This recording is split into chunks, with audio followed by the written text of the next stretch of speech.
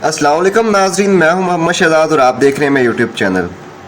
नाज़रीन, हक और सच के रास्ते पे साबित कदम रहने वाले लोगों पे जब हद से ज़्यादा जुल्म किया जाता है तो वो टूटने की बजाय कुंदन बन जाते हैं।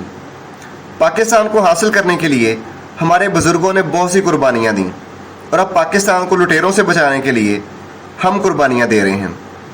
पाकिस्तान में सच बोलना आसान नहीं है, यहाँ सच बोलने की कीमत अदा करनी पड़ती है, जैसे इमरान रियाज ने अदा की। जब इमरान रियाज कैद से रिहा होकर आया, इसकी हालत हद से ज़्यादा ख़राब थी। वो नफ्सियाती तौर पर बिल्कुल तबाह हो चुका था, ना किसी को ठीक तरीके से पहचानता था और ना ही ठीक तरह से बात करता था। जो भी इमरान रियाज को मिलने के लिए गया, उसका दिल दुख और अफसोस से भर गया। मगर अब ताज़ा तरीन इतलात के मुताबिक इमरान रियाज की तबीयत अब काफ़ी बेहतर हो चुकी है।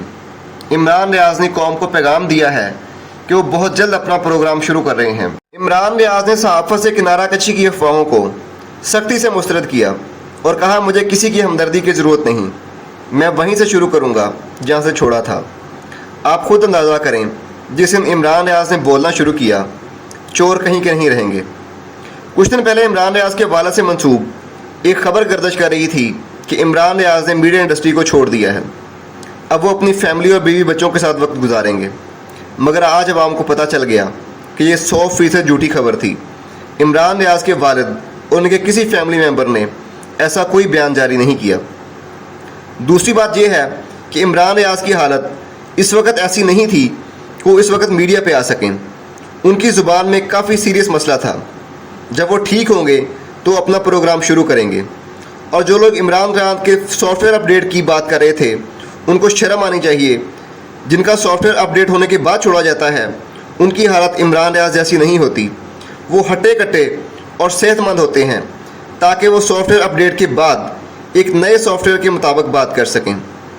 इमरान रियाज की ज़हनी और जिस्मानी हालत ही बता रही है कि उनका सॉफ्टवेयर अपडेट नहीं किया जा सका। इमरान रियाज की सबसे बड़ी ताकत उसकी ज़ुबान थी। जब ज़ुबान ही उसे छीन ली तो और उसका क्या करना था। ये तो अल्लाह का करम है कि उसने इमरान रियाज की ज़ुबान को महफूज रखा। अगर इमरान रियाज सहाफ़त छोड़ भी देते तब भी हम उनसे राज़ी हैं, क्योंकि ना तो वो इमरान खान की गवर्नमेंट में थे और ना ही उन्होंने कोई माली फ़वायद हासिल किए। इमरान रियाज ने इतनी बड़ी कुर्बानी सिर्फ आवाम के लिए दी, वरना उनको इस सब से क्या हासिल था। एक निहत्थे इंसान की आवाज़ और सोच को फतह करने के चक्कर में उसका क्या हाल कर दिया गया। इमरान रियाज की जुर्रत और बहादुरी को सलाम है। जब भी तारीख लिखी जाएगी, उसमें इमरान रियाज को बतौर मुहिब वतन पाकिस्तानी याद रखा जाएगा, जिसने रियासती जबर बर्दाश्त किया मगर यजीदियत के आगे झुकने से इनकार कर दिया। वैसे तो 24 करोड़ आवाम मुश्किल में ही हैं, मगर इमरान रियाज की आंखों की बेबसी और नाम निहाद अदलिया से सवाल कर रही थी कि मेरा कसूर क्या था, ऐसा कौन सा जुर्म किया था कि मेरा ये हाल कर दिया गया। क्या इजहार राय का हक किसी को हासिल नहीं?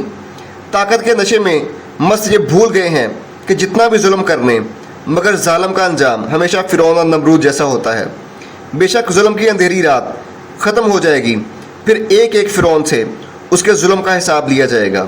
हमारा ईमान है कि बेशक हक गालिब आएगा और बातिल मिट जाएगा।